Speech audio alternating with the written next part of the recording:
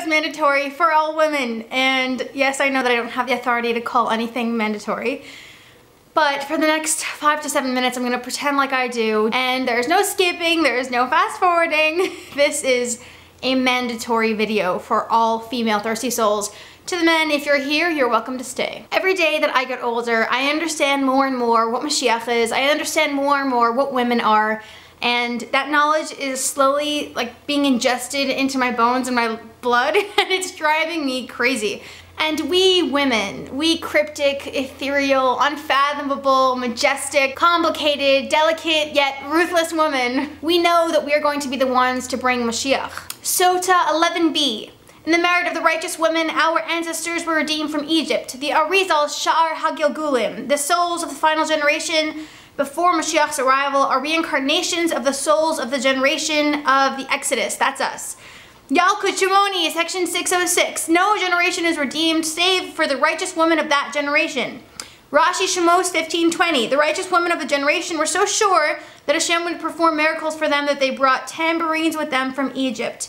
The Arizal writes, Lakutim Shemos 3:4. Most of the men in our generation are ruled by their wives, especially Torah scholars. This emphasizes the responsibility placed upon women, and as discussed previously, it is in the merit of the women that Mashiach will come. Proverbs 12:4. A woman of valor is the crown of her husband, which is connected to Jeremiah 31:21. Nekeva tesovev gever.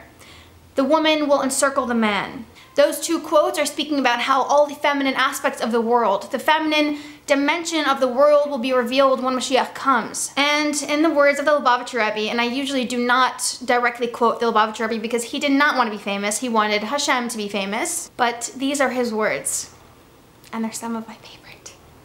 Now, while this was true about Jewish women of all generations, the learning of Torah and Hasidus is most essential for women today, due to their specific relation to Mashiach, particularly in the realm of their superiority over the masculine.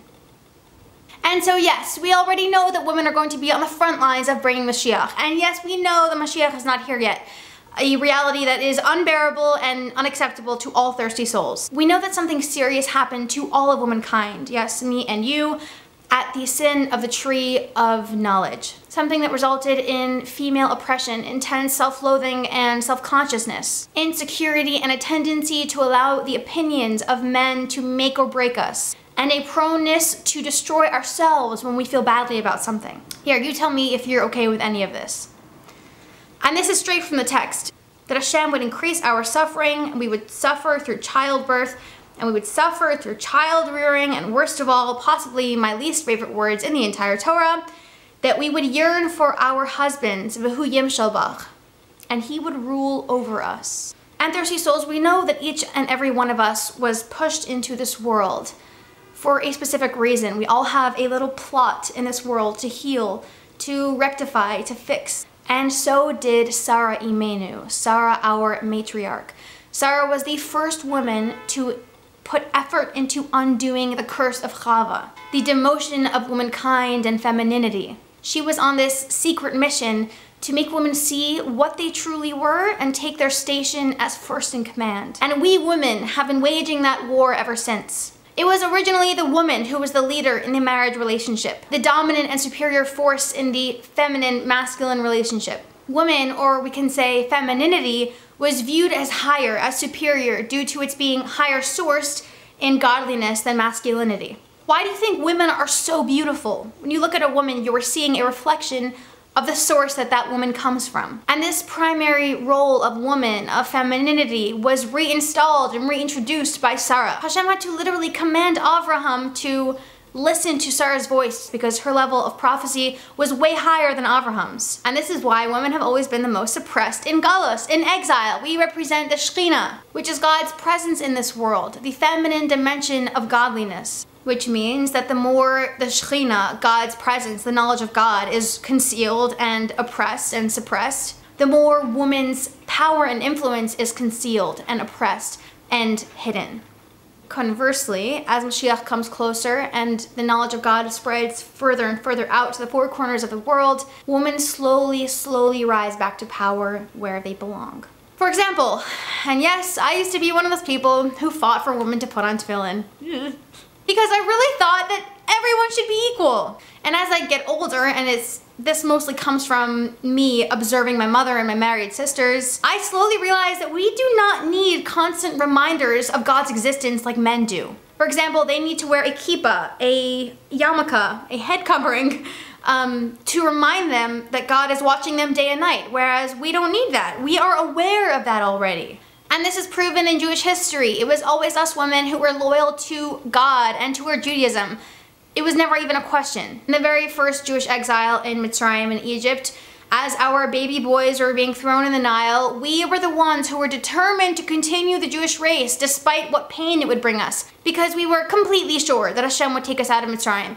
And so we seduced our husbands under apple trees and we continued the Jewish race. And then during the actual Exodus, as we walked through the dry land in the middle of the ocean, we danced and sang with tambourines, and the commentaries ask, how did the women have tambourines? How did thousands and thousands of women have tambourines? And the answer is that for hundreds of years, the women had tambourines waiting in their homes because they were counting down the seconds until the Geula, until the redemption. At the sin of the golden calf, the women refused to give their jewelry to their husbands because they knew that Moshe was coming back. And when Hashem, to show his anger, removed the clouds of glory from the Jewish camp, he only removed it from the men's side.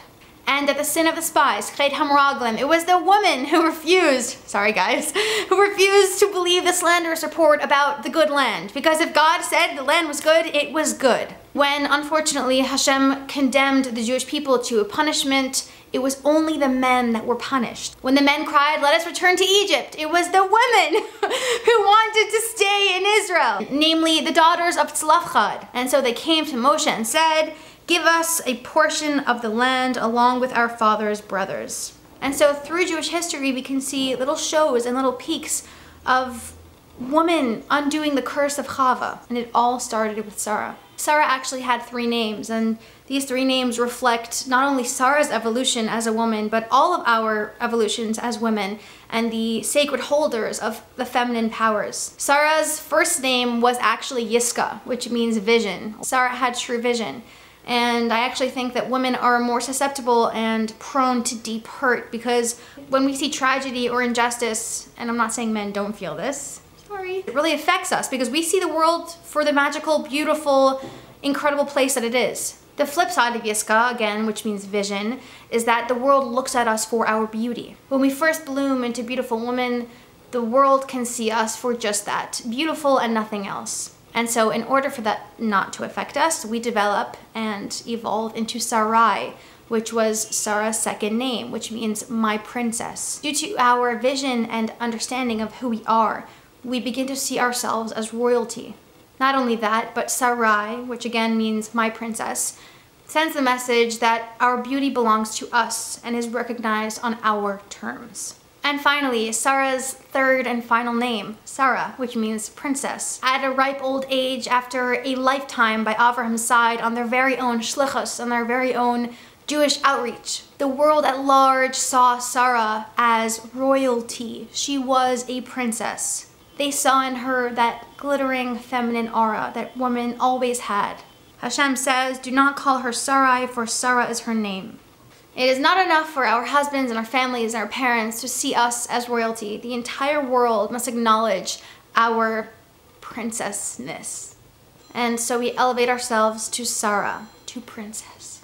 Everything that we are comprised of, our ethereal beauty, our spiritual vision, our royal nature, it is all bound up in the name of Sara. In the words of Rabbi Mana, Sara was just a princess for herself. Now she will be a princess for the whole world. And this is where we women get our 3 foundational mitzvos. Lighting Shabbos candles, the mitzvah of challah, and the mitzvah of taras hamashpacha, which is all the laws about a married woman's menstrual cycle and her separation from her husband, and there's lots of other stuff. Sara, on her campaign to undo all of the harm done at the sin of the tree of knowledge, employed these 3 mitzvos to do the job. And all of us women from the age of 3 follow in the footsteps of Sara by lighting our Shabbos candles, performing the mitzvah of challah, and for the married woman, fulfilling the mitzvah of taras mashpacha, family purity. It is our job to continue the work of Sara. It could be throwing off the shackles of modern day perfectionism, or beauty ideals or our dependence on male attention. Whatever it is that makes you feel anything less than a Sara, a princess. That yearning that so many women before us experienced, Miriam, Moshe's sister, Devorah, prophet and leader of the Jewish people for I think 40 years, Esther, queen of Persia, that yearning, that surety that Mashiach will come, that Hashem has not abandoned us, hasn't gone anywhere. I feel it in myself every second of every day. We must take our place as guide and nurturer of the Jewish people.